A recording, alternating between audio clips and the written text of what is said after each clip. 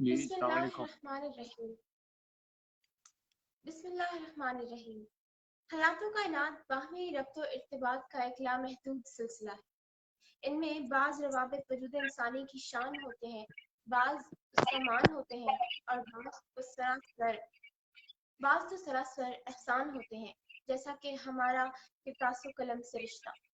कितासो कलम का रिश्ता इस हवाले से मुनफरिद है कि इसे निभाने के लिए एक रिश्तेदार की ज़रूरत होती है, जिसे कलमकार कहा जाता है।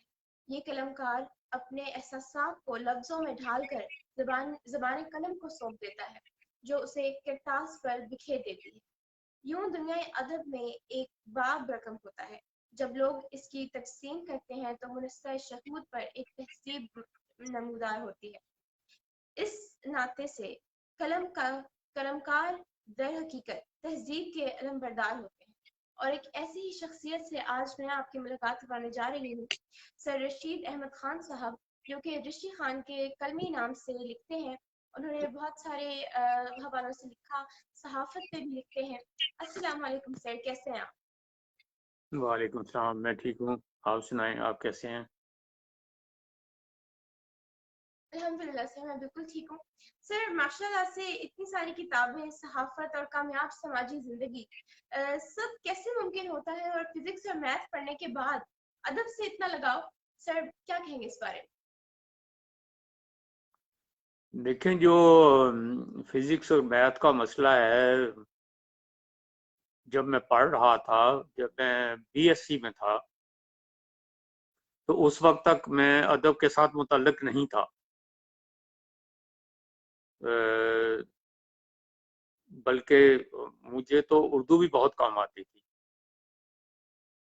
क्योंकि ध्यान जो था वो तो फिजिक्स और मैथ की तरफ रहता था, और इंग्लिश भी कुछ ऐसी खास नहीं थी। मगर जब मैं बीएससी में था तो कहीं अंदर से एक आवाज आई कि तुम्हें फनून लतीफ़ा की तरफ जाना है। और वो मुझे अभी ओपन नहीं था, मैं वाज़ेह नहीं था मुझ पर एक्चुअली मुझे क्या करना है।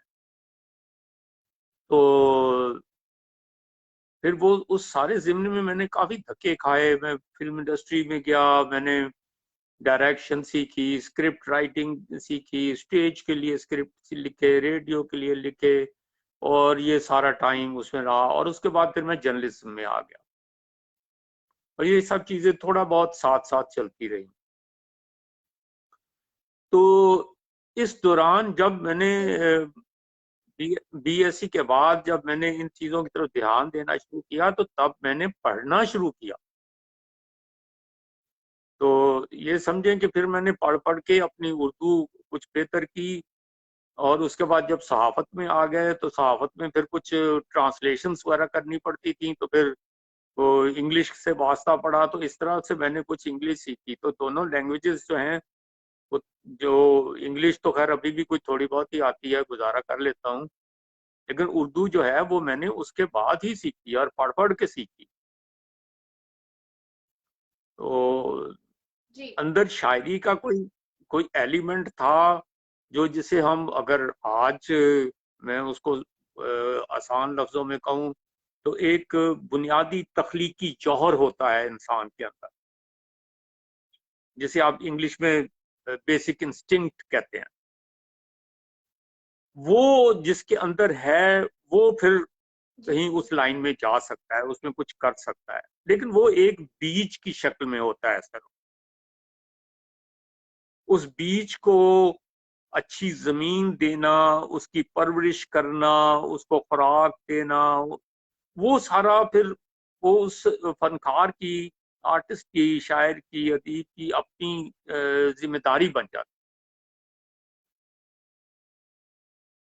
वैसे अगर मैं ढूंढने की कोशिश करूं कि मैं साइंस में होने के बावजूद ये एलिमेंट मुझ में कहाँ से आया, कभी कभी मैं सोचता हूँ। उसको मैं बहुत वाजे तो नहीं कह सकता। जो मेरे फादर थे, वो वैसे तो रिटायर्ड आर्मी ऑफिसर थे। उन्होंने बर्मा फ्रंट पे सेकंड वर्ल्ड वॉर लड़ी थी, मगर उनका लिटरेचर से कोई बड़ा एक ताल्लुक था। चार्ल्स डिकन्स को वो बहुत ज्यादा पढ़ते थे। उनकी जो चार्ल्स डिकन्स की का एक नावल था क्यूरियोसिटी शॉप, वो हर वक्त उनके सराहने पढ़ा होता था। उन्होंने शाम को जरूर उसमें से कुछ ना कुछ पढ़ना होता था। तो वो जिक्र अस्कार उसका चलता था। फिर उन्होंने मुझे जो उम्र ख़याम की रुबाइयात का फिट्जजेराल्ड ने तर्जुमा किया था इंग्लिश में, तो उसका जिक्र होता रहता था। इकबाल जी के साथ उनको था काफी कुछ चीजें उन्होंने मुझे क्या कहना चाहिए, जानवरों की नफ्सियात के बारे में मुझे पढ़ने का मौका मिला जब उन्होंने मुझे जिम कॉर्बेट की किताब पढ़ाई, मैन ईटर्स ऑफ कमाओ। तो ये मैं ऐसे अंदाजा जी करता हूँ कि शायद वो सब चीजें कहीं मेरे अंदर थीं, जिन्होंने मेरे अंदर ये जो लिखने का, शायरी का, अदब का जज्बा कहीं बेदार कर दिया था। तो फिर मैंने बीएससी के बाद तो फिर मैं उधर से तो मैं बिल्कुल बिल्कुल मेरा साइंस के साथ कोई वास्ता नहीं रहा।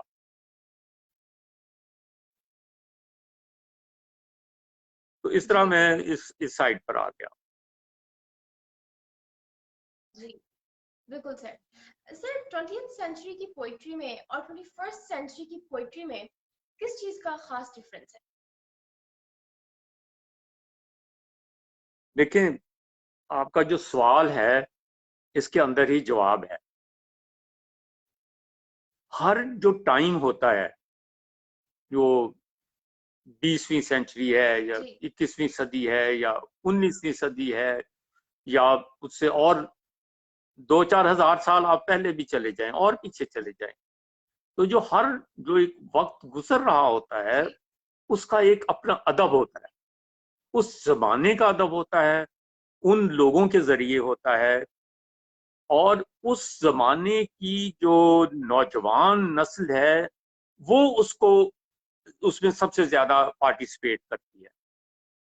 पहले उसकी उसकी दिलदादा बनती है, फिर उसमें अपना हिस्सा डालती है। तो आप उठा के देख लें, शायद पी मीर तकी मीर से शुरू हो जाएं, तो जो उनका जमाना है वो अपनी नौजवानी से उन्होंने शुरू किया। उन्होंने जी बेशुमार, उनका भी मुतालिया था। इनमें से कोई भी ऐसा नहीं है जिनका अपना मुतालिया कम हो। तो वो फिर बाकी हर जमाने के, मैं ये समझता हूँ कि हर जमाना जो होता है उसका एक अपना पैकेज होता है। उसमें खूबियां, खामियां, सब चीजें जो हैं, कोई भी देखें, कोई भी रिश्ता, कोई भी वक्त जो है वो सिर्फ एक चीज के लिए नहीं होता, वो एक पैकेज होता है हमेशा। उसमें खूबियां, खामियां भी होती हैं। उन बाज़ औक़ात आदमी जो उस दौर में मुसीबतें आती हैं, उन मुसीबतों से सीखता है, उन मुसीबतों का असर लिटरेचर पर पड़ता है, वो आगे चलता है। तो वो हर जमाने का अपना एक सिलसिला होता है, उसमें से कुछ हिस्सा लेकिन फिर क्लासिक बन जाता है। जो आज दौर गुजर रहा है, जी आज से 50 साल बाद, 100 साल बाद, इसमें से भी कुछ चीजें ऐसी होंगी जो क्लासिक में गिनी जाए। अगर इंग्लिश में हम अभी तक शेक्सपियर को क्लासिक में गिनते हैं तो वो अपनी जगह है, आज उसके हवाले देते हैं, लेकिन आज आप उसकी लैंग्वेज नहीं इस्तेमाल करते। जी तो बिल्कुल आज का सर। दौर जो है, आज का दौर, आज के मसाइल, आज की सराउंडिंग्स, आज के लोग, वो लोग जी क्या जिंदगी गुजार रहे हैं, क्या कल्चर है, वो सब चीजें जो है वो आज के उस पर अदब पर असरअंदाज हो। बिल्कुल सर। जी सर, दूसरी बातें करने से पहले सबसे पहले मैं आपसे जानना चाहूंगी, जो भुट्टो साहब पर आपने किताब लिखी थी, उसके बारे में थोड़ा सा बताइए सर। देखिए, भुट्टो साहब पर जो कोई दो किताबें हैं एक्चुअली तो, लेकिन वो दोनों तालीफ हैं, वो मेरी तसनीफ नहीं है।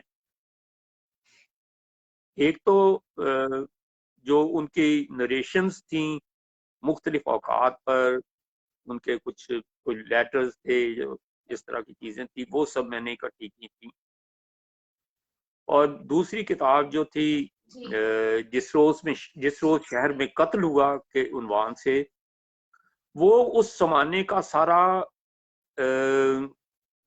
जब उन पर केस बना, वो अरेस्ट हुए, उन पर केस बना, वो सारा दौर, उसमें जो प्रेस है पूरा, मतलब इंटरनेशनल प्रेस जो जितना मुझे मिल सका, उस पर वो जितना उनके बारे में लिखा जा रहा था उस सब को मैंने इकट्ठा किया था।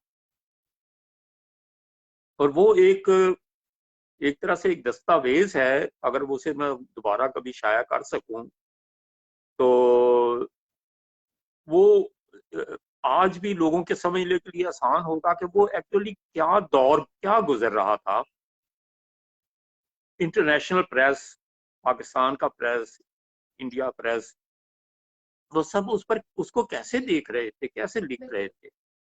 उसमें बाज लोगों के जो तबसरे हैं जी वो इस तरह के हैं जिसे आप मतलब अक़वाल ज़री की तरह कर सकते हैं, ले सकते हैं कि जो बातें उन्होंने उस वक्त कहीं, वो जब मुकदमा चल रहा था उसके बारे में और फिर उनकी शहादत के मौके पर, वो आज भी उसी तरह रेलेवेंट हैं। कुछ चीजों के, उनका केस जो है जी वो बहुत सारा बिल्कुल। मिलता जुलता था। चिल्ली के अलांदे, जो अलांदे का केस था वो भी बिल्कुल तकरीबन इसी तरह का था। और जो तुर्की में अदनान मंदरीस का वाकया था वो भी उससे बिल्कुल मिलता जुलता था। तो वो सब चीजें भी एक तरह साथ साथ डिस्कस हुई हुई हैं उस किताब में। तो वो एक अच्छी दस्तावेज है, लेकिन वो मेरी तालीफ जी है, तसनीफ नहीं है।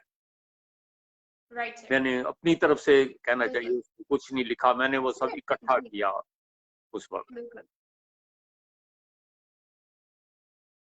जी सर, आजकल बहुत से लोग फेसबुक की वजह से शायर बने हुए हैं और उनका दावा भी यही है कि वो शायर हैं। तो सर, एक लेमैन कैसे मयारी शायरी और सब स्टैंडर्ड शायरी में डिफरेंशिएट कर सकता है, जबकि उसका कोई पोएटिक बैकग्राउंड नहीं है? देखिए, बैकग्राउंड जो है वो मेरे ख्याल में काउंट नहीं करता। कोई आदमी क्या कहना चाहिए, किसी प्लम्बर के घर पैदा होकर भी बहुत अच्छा शायर हो सकता है। और कोई एक किसी जुबान के, मतलब उर्दू के एक आदमी, उर्दू का प्रोफेसर है, उसके घर पैदा हो और वो शायर बनने की कोशिश करे, और अगर वो उसके अंदर बेसिक इंस्टिंक्ट नहीं है तो वो नहीं हो सकता। वो जुबान को समझ सकता है, जुबान के जी बारे में बिल्कुल। बात कर सकता है, मगर वो शायर नहीं हो सकता। तो शायरी जो है उसकी जो बेस है, वो जिसको मैं बीज कहता हूँ उसका, वो तो वदीयत होता है, वो आप बाहर से नहीं ले सकते। लेकिन उसके बाद जो, जैसे मैंने पहले अर्ज किया, कि उस बीज को फिर पालना होता है, जो उसकी परवरिश करना है, वो फिर जी एक बड़ा काम है। उसको, उसमें बहुत सारी मीम आती हैं, वो सिर्फ शायरी के लिए नहीं है, अदब की दूसरी इसनाफ के लिए भी हैं, जिन्हें अगर आप गिनना शुरू करें तो सबसे पहले उसमें आ जाता है मुतालिया।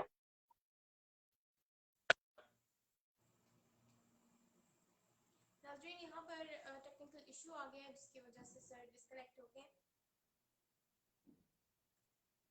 बहुत खूबसूरत बात सर ने की कि शायरी करने वाले का ज़रूरी नहीं है कि बैकग्राउंड भी शायरी शायरों का ही हो। कोई भी शायरी कर सकता है, कोई भी अच्छी शायरी कर सकता है, वो चाहे प्लम्बर का बेटा हो, किसी प्रोफेसर का बेटा हो, किसी का भी बेटा हो सकता है, लेकिन शायरी हर कोई कर सकता है। सर ने बहुत खूबसूरत बात की। एंड यहाँ पर देखते हैं टेक्निकल इशू थोड़ा जल्दी रिजॉल्व हो जाए ताकि सर वापस हमारे साथ कनेक्ट हो जाए।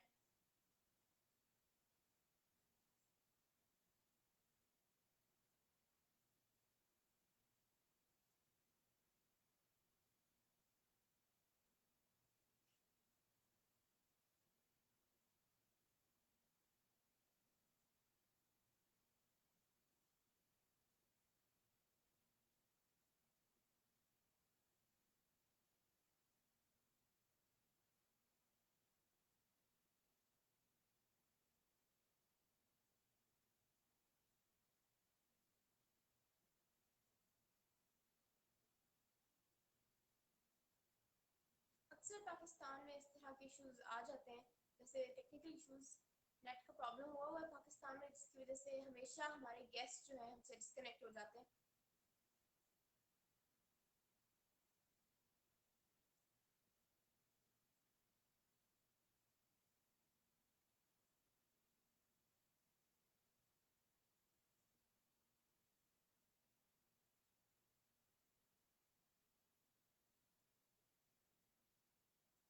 तो अब I am waiting for sir to get connected back.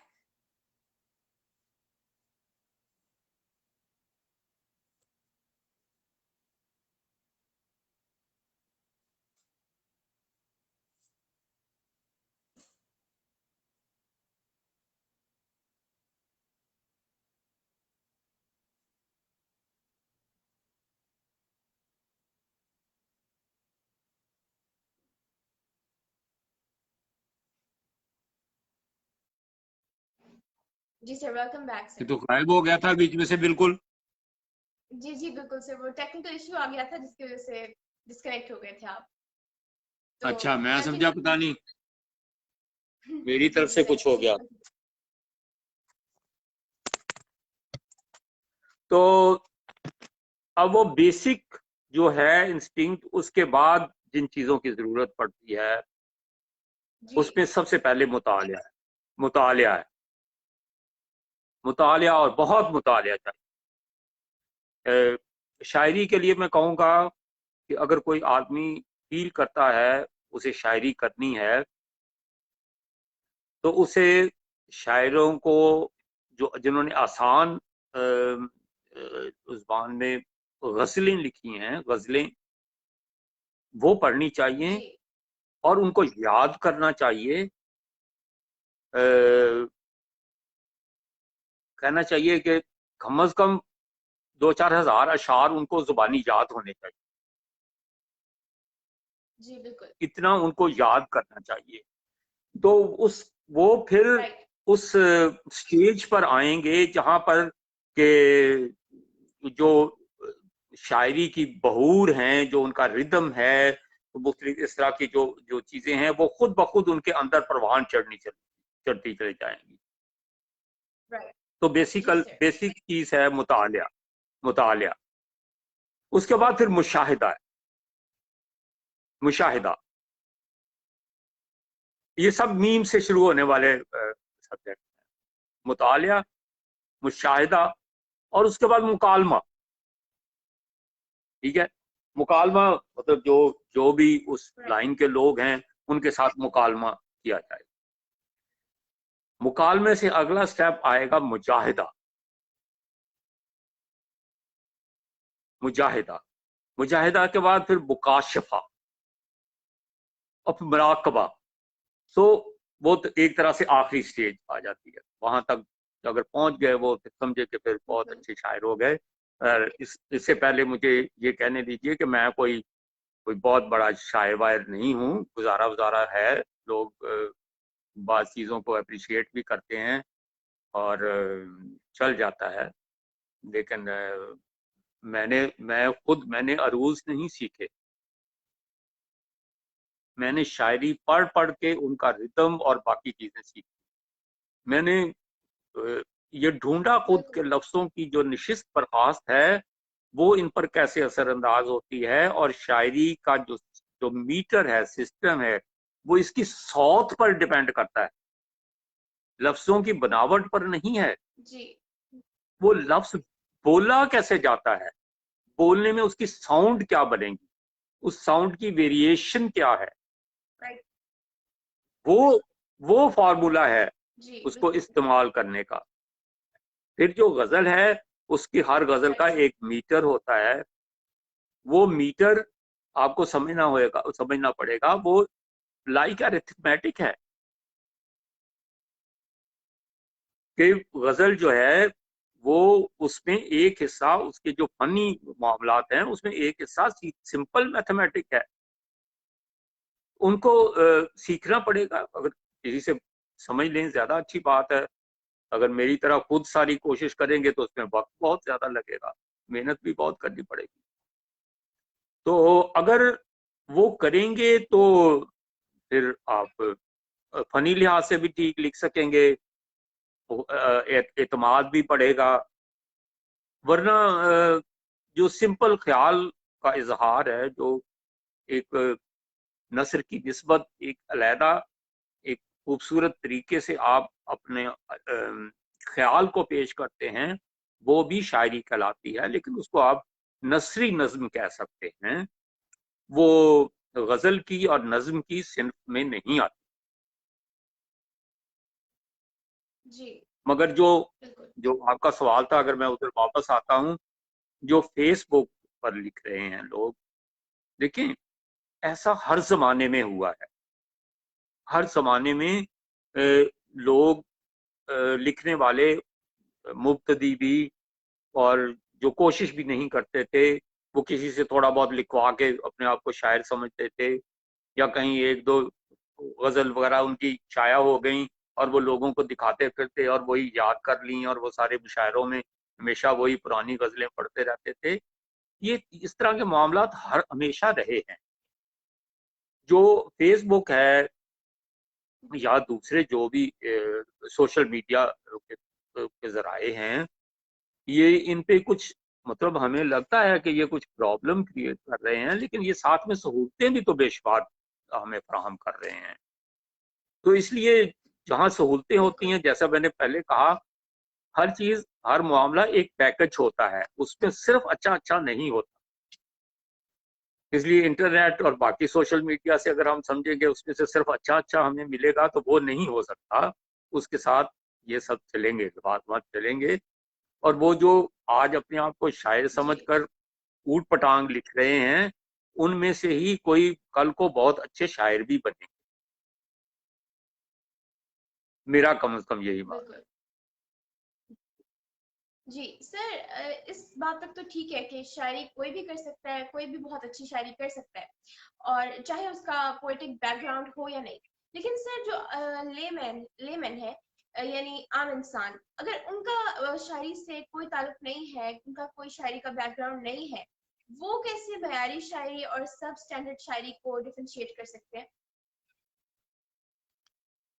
देखें, मेरा जो आपके ख्याल से मेरा मुख्तलिफ ख्याल जो है वो सिर्फ ये है, बैकग्राउंड बैकग्राउंड जो है वो आप अगर कह रहे हैं कि भाई कोई बंदा, उसके माँ बाप जो हैं वो शायर हैं, या उसके आसपास रिश्तेदार शायर हैं, अगर इसको आप बैकग्राउंड कह रहे हैं, तो ये मेरे ख्याल में कोई माकूल बात नहीं है।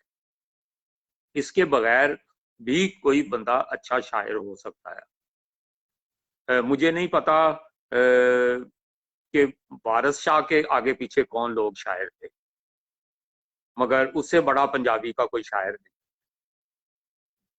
तो कोई और लोग भी हो सकते हैं, मैं इस तरह नहीं कह सकता, लेकिन मैं खुद अपने बारे में जानता हूं कि मेरे आसपास कोई शायर नहीं था।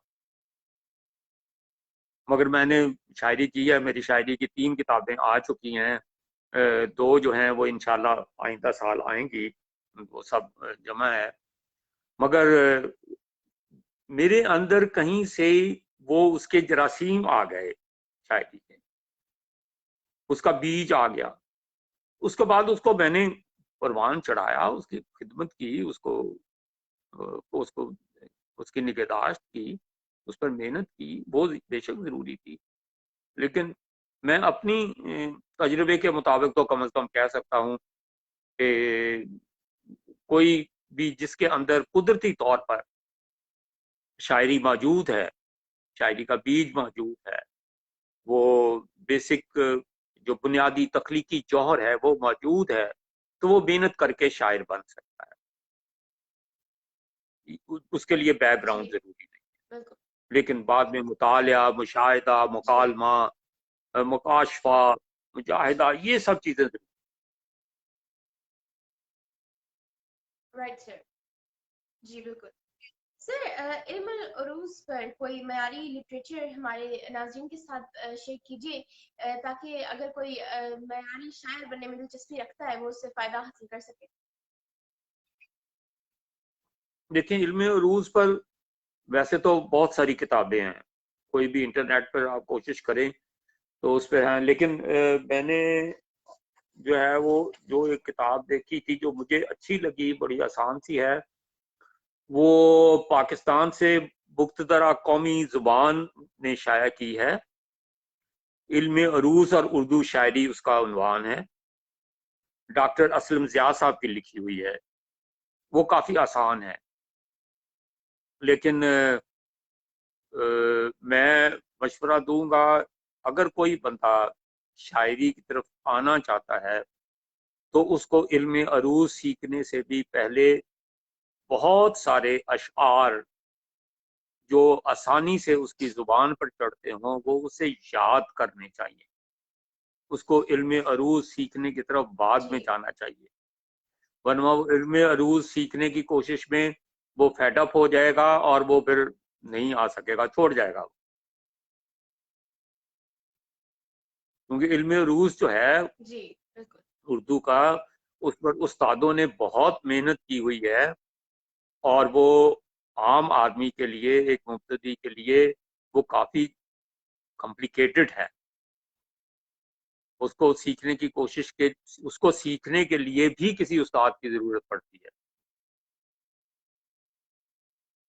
तो उसकी बिल्कुल इब्तिदा करने से पहले मैं यही मशवरा दूंगा कि जो भी शायरी की तरफ आना चाहता है वो पहले बहुत सारे अशार ज़ुबानी याद करे, उनको बार बार दोहराए, मज़ीद पढ़े और मुतालिया करे, फिर उनको समझने की खुद भी कोशिश करे, तो वो उसके लिए फिर आसानी हो जाएगी इल्म अरूज सीखने के लिए।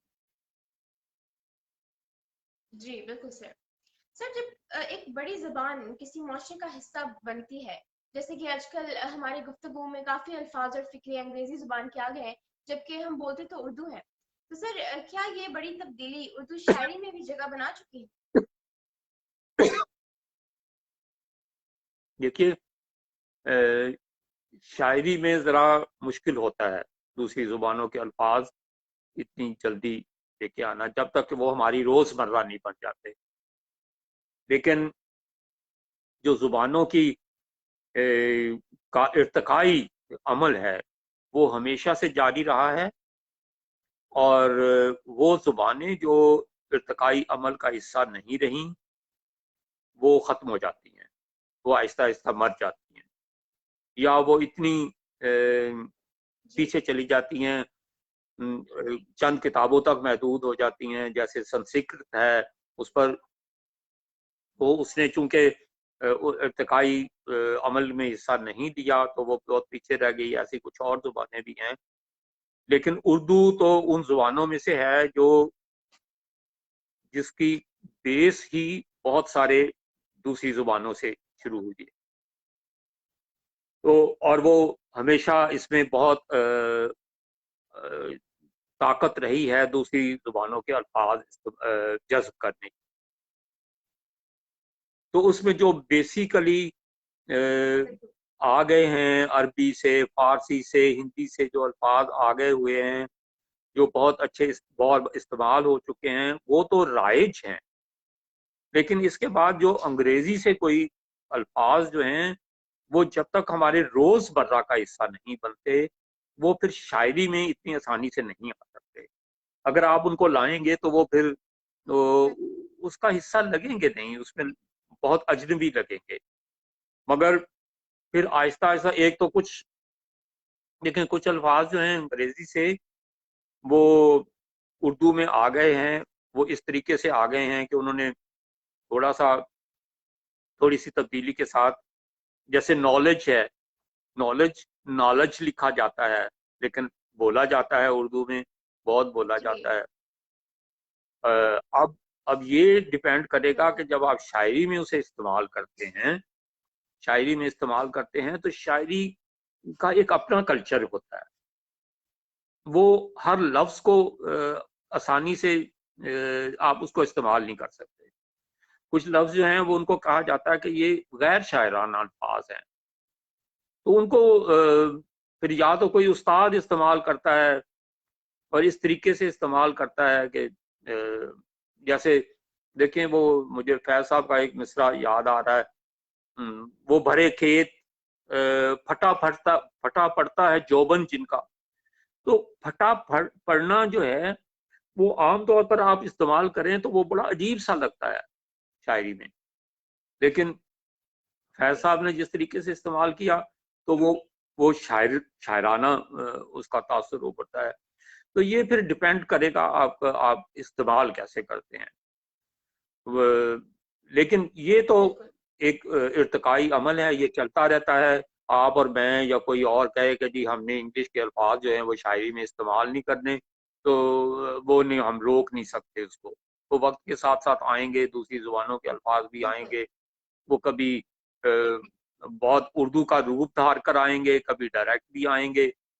तो देखिए जैसे रोमांस है, रोमांस इंग्लिश से आया है, लेकिन वो आप उर्दू में उसको इस्तेमाल करते हैं तो वो अजनबी नहीं लगता, करख्त नहीं लगता, खुरदरा नहीं लगता। तो इस तरह के अल्फाज जो हैं वो तो आराम से इस्तेमाल होंगे। और फिर हम नस्र में तो बड़े आसानी से इस्तेमाल करते हैं दूसरे अल्फाज भी।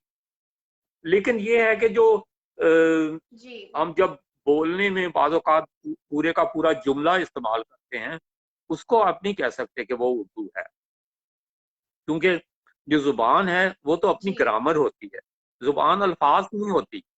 अल्फाज तो कहीं से भी आते हैं, अल्फाज आते हैं, अल्फाज का नहीं चक्कर होता। जुबान जो है वो उसकी ग्रामर होती है, उसकी डिक्शन होती है। तो देखें जैसे किसी वक्त जब रशिया की जो अपनी एक एलीट क्लास थी, वो बहुत ज़्यादा फ्रांस के साथ मुंसलिक थी, वो फ्रेंच पढ़ते थे, तो वो फ्रांसीसी ज़ुबान अपनी उठने बैठने में इस्तेमाल करते थे, पूरे पूरे जुमले इस्तेमाल करते थे, लेकिन वो कभी भी रशियन ज़ुबान का हिस्सा नहीं बन सके। इस तरह इंग्लिश का जो पूरा जुमला है, उसे आप नहीं कह सकते कि ये उर्दू का जुमला है, वो नहीं हो सकता। उनके लफ्ज़ आते हैं, अल्फाज हमेशा आते हैं, इर्तिकाई उसमें प्रोसेस में वो शामिल होते रहते हैं और वो फिर शायरी में जाते हैं। Right sir. सर अमूमन ये कॉन्सेप्ट है या एक तबका ये ख्याल रखता है कि उर्दू दरबार की जुबान है, जबकि पंजाबी हर हवाले से अवामी है। तो सर इस दावे में कितनी सच्चाई है? देखें एक तो ऐसे किसी मामले में दावे नहीं करने चाहिए, क्योंकि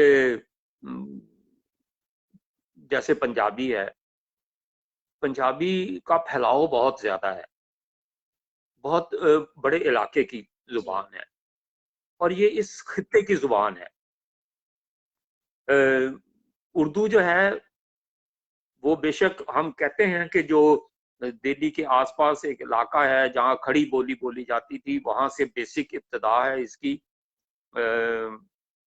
ये मोहम्मद बिन कासिम के लश्कर के साथ नहीं आई, जो एक एक गलत फहमी है कि जो उसका लश्कर था तो वो आपस में बोलते थे और ये लश्करी जुबान हो गई है फलां। ऐसा नहीं है, वहां से कुछ ना कुछ चीजें आई हैं जरूर। उर्दू की इब्तदा ये है कि दिल्ली के आसपास एक जुबान बोली जाती थी जिसको खड़ी बोली कहते थे।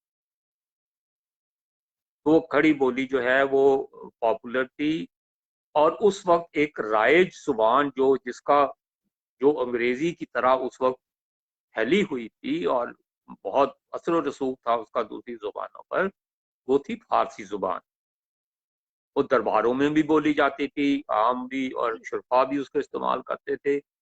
तो इसलिए उर्दू का रस्मुल खत जो है वो फारसी हो गया, फारसी से लिया गया और फारसी में के साथ फिर अरबी के अल्फाज दिए गए, हिंदी के अल्फाज, दूसरे अल्फाज आए, तो उसका रस्मुल खत ये आ गया। तो ये इससे ये समझना कि उर्दू जो है वो फारसी या अरबी से आई है, वहां से आई नहीं है, उनके अल्फाज बहुत ज्यादा इन्होंने लिए हैं। लेकिन जहां तक पंजाबी का ताल्लुक है, पंजाबी जो है वो हमारे खित्ते की जुबान है और वो कहना चाहिए सदियों में बनी है। उर्दू जुबान जो है वो अपनी रिचनेस के बावजूद 500-600 साल से ज्यादा पुरानी नहीं है, उसकी इब्तदा से लेकर अभी तक। ठीक है, और पंजाबी जो है उसके पीछे हजारों साल है।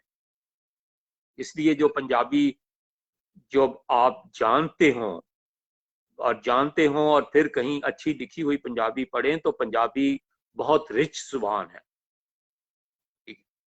अब ये दूसरे बहुत सारे अवामिल हैं, बात बहुत फिर लंबी हो जाती है, लेकिन उर्दू के मामले में इस हद तक बात दुरुस्त है कि इसको दरबार की सरपरस्ती हासिल रही है। उन्होंने जो क्या कहना चाहिए, जो लिखने वाले थे उनकी सरपरस्ती की, उससे फिर काम करने वालों के लिए आसानी होती है। और ये दुनिया में बहुत जगह पर हुआ है, जहां पर किसी जुबान को सरपरस्ती मिली है, उसने तरक्की की है। तो पंजाबी को इस तरह की कभी सरपरस्ती नहीं मिली। पंजाबी का एक बहुत थोड़ा सा जमाना जो है, जो ऑफिशियल भी है, वो रंजीत सिंह का जमाना, इसके अलावा नहीं रहा। जबकि हमारे इलाके की जो दूसरी जुबानें हैं वो अपनी जगह, उनका लिटरेचर, उनका जो है वो बोली भी ज्यादा जाती रही हैं, लिखी जाती रही हैं। जैसे सिंधी में आपको पता होगा शायद, कुरान शरीफ का सबसे पहला तर्जुमा जो है वो सिंधी जुबान में हुआ था हमारे इलाके में। मगर जो पंजाबी है उसमें बेशक उसका क्लासिक लिटरेचर मौजूद है, लेकिन उस पर बाद में काम नहीं किया गया। अब जो है वो कुछ देर से हमारी यूनिवर्सिटियों में पंजाबी पर काम शुरू हुआ है, वरना पंजाबी जो है वो अभी तक मशरकी पंजाब वालों ने बचा कर रखा हुआ था। लेकिन उसमें मामला जो है वो वेस्ट पंजाब की पंजाबी है, जो ईस्ट पंजाब की पंजाबी है, उसमें फर्क ये है कि जो वेस्ट पंजाब की पंजाबी है उसमें अस्वात ज्यादा हैं, उसमें ज्यादा आवाजें हैं, ज्यादा क्या कहना चाहिए, एक्सप्रेशंस हैं। जो ईस्ट पंजाब की है उसके एक्सप्रेशन इतने ज्यादा नहीं हैं जितने इधर हैं। इसलिए ज्यादा अच्छा होगा कि ये दोनों आपस में मिलकर काम करें और एक दूसरे को की मदद करें। तो पंजाबी जो है वो एक बहुत अच्छी मीठी जुबान है, हमारे खित्ते की जुबान है, मेरी तो मादरी जुबान है। और मैं कम से कम समझ अच्छी लेता हूँ। उसकी एक छोटी सी मिसाल आपको देता हूँ कि जो सियालकोट में वैसे तो पैदा हुआ था, शिव कुमार बटालवी, वो पार्टीशन के वक्त फिर पाकिस्तान इंडिया चला गया और वहाँ पर वो बहुत बड़े शायर के तौर पर उभरा। पंजाबी के जो ईस्ट पंजाब में जो बहुत बड़े शायर हैं उनमें शिव कुमार बटालवी का बहुत बड़ा नाम है। तो शिव कुमार बटालवी का मजमूआ जब पाकिस्तान में उर्दू रस्म खत में शाया हुआ, तो हमारे बहुत अच्छे दोस्त जो पंजाबी जानते भी थे, उनसे वो पंजाबी सारी उनको समझ नहीं आती थी। उनमें से कई दोस्त मेरे पास आते थे, हम फिर मिल बैठ के उसको समझते थे। उसकी मुझे जो उसका एक सहूलत मुयसर थी कि मेरी वालदा जो थी वो लुधियाना से थी, ईस्ट पंजाब से। मेरे वालिद जो थे वो शाहपुर से थे, वो भी ईस्ट पंजाब से। तो वो मुझे पंजाबी जो है वो वाली पंजाबी मुझे घर से थी। बेशक उसमें मैंने लिखा बहुत कम है, पढ़ा भी बहुत ज्यादा नहीं है। मेरी जो जो मेन जुबान है जिसमें मैं लिखता पढ़ता हूँ, बल्कि ख्वाब भी देखता हूँ, वो उर्दू ही है। मगर मैं ये नहीं समझता कि अगर मैं पंजाबी में कुछ काम नहीं कर सकता तो पंजाबी कोई छोटी जुबान है। या हाँ, हमारे लोगों का एक कॉम्प्लेक्स है, जो पढ़े लिखे लोग हैं वो पंजाबी से जरा दूर रहते हैं। मैं उसको बेवकूफ़ी के सिवा कुछ नहीं कह सकता। जी सर, बहुत खूबसूरती से आपने एलैबोरेट किया। सर, एक बार कुछ अर्सा पहले मैंने आपकी एक पोस्ट देखी थी जिसमें आपने कहा था कि जो फजूल कमेंट्स करेगा आप उसे ब्लॉक कर देंगे। तो सर, सोशल मीडिया पर हमारे रवैयों को आप किस तरह से देखते हैं? देखिए, जो मैं एक चीज मिसाल के तौर पर किसी मौक़िफ़ के हमायत में लिखता हूँ, तो मेरी तरफ से पूरा इख्तियार है किसी को भी उसके खिलाफ राय कायम करने का, जिसको मैं आज़ादी इज़हार भी जी कहता हूँ। लेकिन वो उस टॉपिक से मुतल्लिक़ होनी चाहिए, ठीक है। ये नहीं होना चाहिए कि आपने एक वक्त किसी की हमायत या मुखालफत का पहले से तय कर दिया हुआ है, या किसी को ये मालूम होता है कि भाई मैं लिबरल ख्यालात का आदमी हूँ, तो फिर मैं जो भी पोस्ट लगाऊंगा उस पर मुझ पे मजहब का कोई लेबल लगा दिया जाए कि मैं मजहब की मुखालफत कर रहा हूँ या कुछ। ये चीजें बहरहाल ऐसी हैं जो थोड़ा तकलीफ देती हैं, वरना तो बहुत कुछ ऐसा है जो उसे मैं आराम से बर्दाश्त करता हूँ। मेरे ख्याल में वो इस सारे प्रोसेस का हिस्सा है, कोई ऐसी बात नहीं है। मुखालफत कम अज कम कोई बुरी बात नहीं है, लेकिन मुखालफत जो है वो पर्सनल नहीं होनी चाहिए। इख्तलाफ राय तो आप जिस तरह से मर्जी करें। देखें, दो इंसान, दुनिया में सिर्फ इंसान की आंखें ऐसी चीज है जो दो इंसानों की एक तरह से नहीं हो सकती। एक वक्त में पूरी दुनिया में 5-7 लोग हो सकते हैं एक ही शक्ल के, एक ही शक्ल के, एक ही सब उसके हम शक्ल लोग हो सकते हैं। लेकिन जो हमारी आंखें हैं, ये कुदरत ने ऐसी बनाई हैं कि दो मुख्तलिफ बंदों की आंखें बिल्कुल उस तरह से नहीं मिल सकती, जिसपे आप कह सकते हैं कि शायद आगे चलकर कोई आइडेंटिटी कार्ड जो बनेंगे वो किसी और चीज से नहीं होंगे, आपकी आंख की बनावट से होंगे, जब हमारा जो कंप्यूटर सिस्टम जो है और ज्यादा तरक्की करेगा। तो जब आंख इतनी मुख्तलिफ चीज है, एक आंख, बंदे की आंख दूसरे इतनी मुख्तलिफ है, तो वो देखने का एंगल भी मुख्तलिफ हो सकता होगा। तो जब दो लोग एक ही चीज को मुख्तलिफ एंगल से देख रहे हैं, तो तो वो एक तरह के अल्फाज नहीं इस्तेमाल कर सकते, एक राय नहीं उसके लिए कायम कर सकते। इसलिए ये हमें एक्सेप्ट करना चाहिए कि दूसरा आदमी जो मुख्तलिफ राय रखता है वो उस चीज को किसी और एंगल से देख रहा है, उसका उसको पूरा राइट देना चाहिए, पूरा हक होना चाहिए। लेकिन ये, इसको मैं इख्तलाफ राय कहता हूँ, पॉइंट ऑफ व्यू या जाविया निगाह का फर्क कहता हूँ, ये अपनी जगह है। इसके साथ तो मुकालमा चलता है, और मुकालमे के बगैर इल्म नहीं आगे बढ़ता। मुकालमा बेस है इल्म के आगे बढ़ने की। मुकालमा बेस है मुख्तलिफ तहजीबों के एक दूसरे के साथ मिलजुल कर रहने की। तो वो जो पर्सनली है, जैसे मतलब अब फेसबुक पर तो आपको पता है एक दूसरे को गालियां वालियां तक देने पर आ जाते हैं जो कुछ, तो उसको मेरे ख्याल में अहमियत नहीं देनी चाहिए। गाली तो वो शख्स देता है जिसके पास अल्फाज नहीं रह जाते, जिसके पास कोई दलील नहीं रह जाती, वो गाली देता है।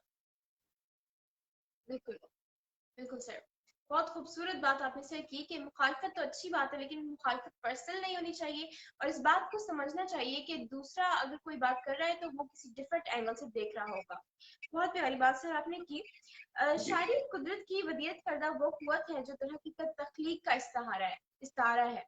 तस्लीम अमजद रियाज लिखती है, शायरी में पनाह ढूंढती हूँ, घबराती हूँ तो शायरी मुझसे सरगोशी करती है, कहती है कि मैं हूं ना। तो सर आपके नजदीक शायरी क्या है? देखिए, आदमी का जो दिमाग है, क्योंकि जो दिल के बारे में कहा जाता है उसको तो मैं वैसे नहीं लेता, और साइंस ने भी साबित किया है कि आप दिल से कुछ महसूस नहीं करते हैं।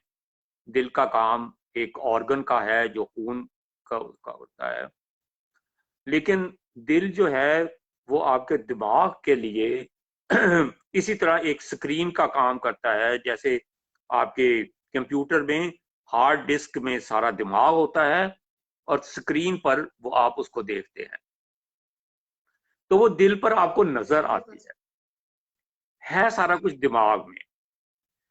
और दिमाग जो है वो इतना इतना इतनी बड़ी मशीन है कि सैकड़ों कंप्यूटर बहुत हाई क्वालिटी के जो हैं वो सारे मिलकर भी उसका मुकाबला अभी कहीं कम से कम कर सके।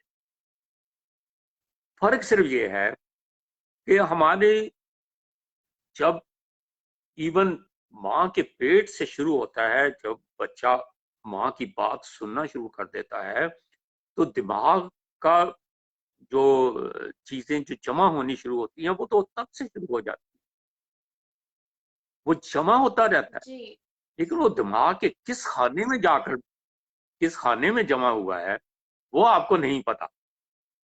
हम शऊर, तैतुल शऊर, जी लाशऊर ऐसे 3 खानों में बांटने की कोशिश करते हैं, ये काफी नहीं है। इसके अलावा दिमाग के पता नहीं कितने खाने हैं और कौन कौन सी चीज कहाँ जाके जमा हो जाती है और कब निकलती है। लेकिन वो एक तो हमारी जिंदगियों पर असरअंदाज होते हैं, हमारी फीलिंग्स पर असरअंदाज होते हैं। जी और स्पेशली जब हम बाहर से कोई अमल हमारी जिंदगी पर आता है, हमारे दिमाग पर आता है, तो दिमाग से कहीं से रिएक्ट करता है। ठीक है, तो उसमें हर आदमी के पास अपनी अपनी कुव्वत है। कुछ लोग जो हैं वो अपनी छोटे छोटे मामलात को, छोटी छोटी फीलिंग्स को डेवलप कर लेते हैं। जैसे चीजों को अच्छी नजर से देखना या बुरी नजर से देखना, इंसान अक्सर खुद डेवलप कर लेते हैं। तो शायरी तो एक तरह से फितरत की वतीयत है, वो आपको एक्सप्रेशन देती है। आप किसी की दुख को जब एक्सप्रेस कर लेते हैं तो एक तरह से आपका कथारसिस हो जाता है। तो इस तरह शायरी एक शायर को बहुत मदद करती है और बहुत सारे पढ़ने वालों को मदद करती है। उनको अपनी मर्जी का एक शेर मिलता है जी जो उनके एहसास को एक्सप्रेस कर रहा होता है, तो उनको उनके लिए थोड़ी आसानी हो जाती है। तो इसलिए ये खुदा की वदीयत तो है ही, मगर इंसान के लिए बहुत हेल्पफुल चीज है। अब उसका देखें, किसी भी चीज का जो हमें हासिल है उसका अच्छा या बुरा इस्तेमाल करना वो तो खैर हमारी स्वाबदीद पर डिपेंड करता बिल्कुल सर, बिल्कुल sir. Sir thank you so much, बहुत बहुत शुक्रिया आपका प्रोग्राम तशरीफ आवरी का। उम्मीद है नाज़रीन भी मेरी तरह आज की नशिस्त से बहुत महजूज हुए होंगे। सर प्रोग्राम का अख्ताम मैं आप ही की चंद आप ही की पसंदीदा शायरी से करना चाहूंगी। तो सर हो जाए कलाम शायर बजुबान शायर। है। लेकिन शायरी के बारे में वैसे तो सारी ही आदमी की तख्लीकात जो होती हैं, उसके बारे में मैं एक पहले बात जरूर कहना चाहूँगा कि आदमी मुख्तलिफ मदारज से गुजरता हुआ दिमाग की मुख्तलिफ सतह पर होता है। वक्त के साथ साथ उसकी सोच भी बदलती रहती है, उसके चीज़ों को देखने का ज़ाविया निगाह बदलता रहता है। इस तरह मुख्तलिफ औकात में आदमी मुख्तलिफ तरह से लिखता है। तो मैं इसको एक्सप्रेस करने के लिए आपको कुछ एक दो चीज़ें सुनाऊंगा जो बहुत शुरू की हैं। वैसे जो बहुत शुरू की हैं, कोई 200-250 गजलें, जी सर। वो मैंने ज़ाया कर दी थी, वो मैं सीख रहा था उस वक्त। लेकिन उसके बाद मैं आमतौर पर अ, मैं दुख वगैरह पर बहुत कम लिखता हूँ, या दुखी होकर नहीं लिखता। हमेशा उसमें से भी कोई हौसले वाली चीज ढूंढने की कोशिश करता हूँ। मगर फिर भी कहीं राइट कहीं सर। जिंदगी में ऐसे ऐसा वक्त आता है कि जब आदमी लिखता है उन चीजों को। तो मैंने मुख्तलिफ अदवार से गुजरते हुए मुख्तलिफ चीजें लिखी हैं। तो मैं ना आपको, जैसे ये मेरी किताब है जो शायरी की शायद जी पहली किताब है। तो देखें, इसकी ये गजल है, उसके मैं दो अशार पेश करता हूँ पहले। जी सर न प्लीज। किसी पे जख्म अयां किया, मतलब है, न किसी पे जख्म अयां किया, न किसी को दाग दिखाए हैं। न किसी पे जख्म अयां किया, न किसी को दाग दिखाए हैं। कि बढ़ी है दिल की जो तीरगी, तो चराग अश्क जलाए हैं। कभी आंसुओं से वुजू किया, कभी हिचकियों में कही दुआ, कभी इश्क में तेरे फोड़ सर, ये जबीं पे सजदे सजाए हैं। ये वाह क्या शुरू की बात है चीजों सर, में से है। बहुत उम्दा। जी सर, बहुत उम्दा। और देखें, जो मैं वैसे शुरू से ही मैं हमेशा ये समझता रहा हूं कि दुनिया का कोई भी काम इसमें नौजवान नस्ल शामिल ना हो रही हो, वो मर रहा होता है। मुझे चूंकि हमेशा नौजवान लोगों से मेल मुलाकात का रहा और मैंने सीखा भी है। मैं हमेशा सीखता हूँ। मैंने कभी सीखने के लिए ये नहीं देखा कि मैं किस उम्र के लोग बंदे से सीख रहा हूँ। तो ये उस ज़िमन में दो जी अशार है मेरे।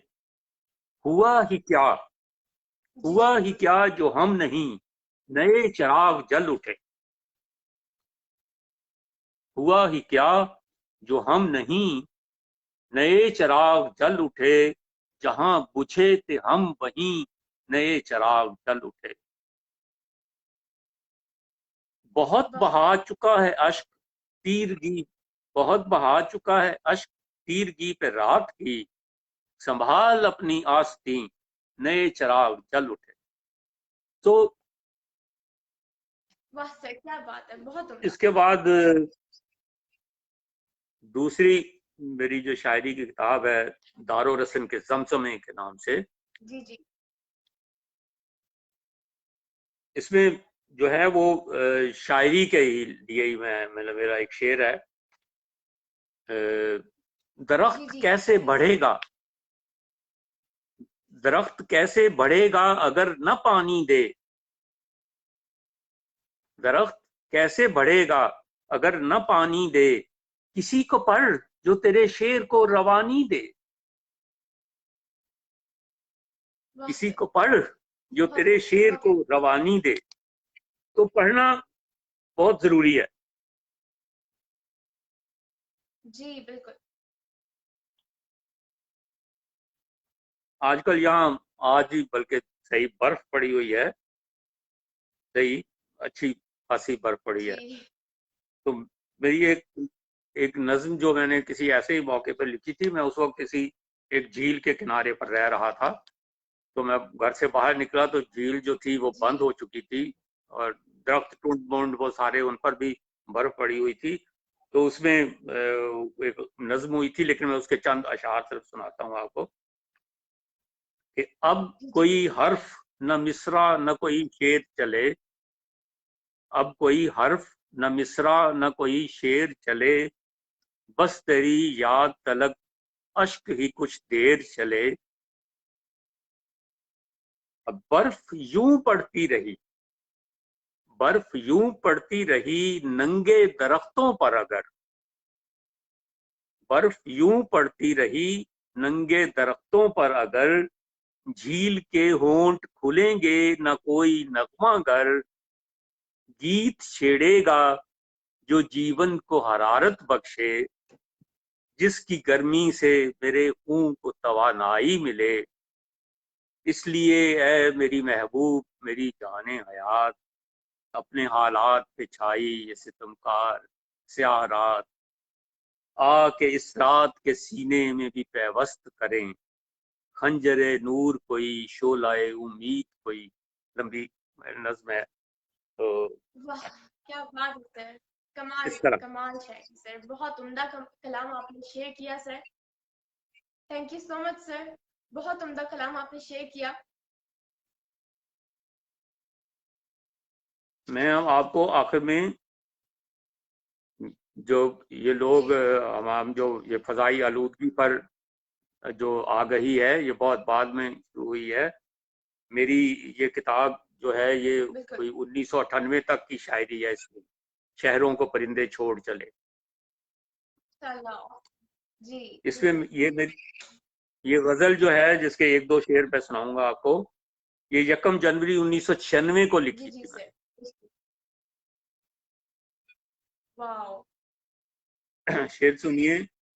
अब राग मशीनों के सुनिए, जी अब राग मशीनों के सुनिए। शहरों को परिंदे छोड़ चले। अब राग मशीनों के सुनिए, शहरों को परिंदे छोड़ चले, सब फूल जले और बाग उजड़े, शहरों को परिंदे छोड़ चले। दरिया का पानी जहरीला, शहरों की फजा आलूदा है, मछली ने तभी दरिया छोड़े, शहरों को परिंदे छोड़ चले। तो उसके बाद बहुत कुछ लिखा हुआ है। आजकल मैं शायरी पर जरा कम तवज्जो दे रहा हूँ, अफसाना और कहानी ज्यादा लिख रहा हूँ।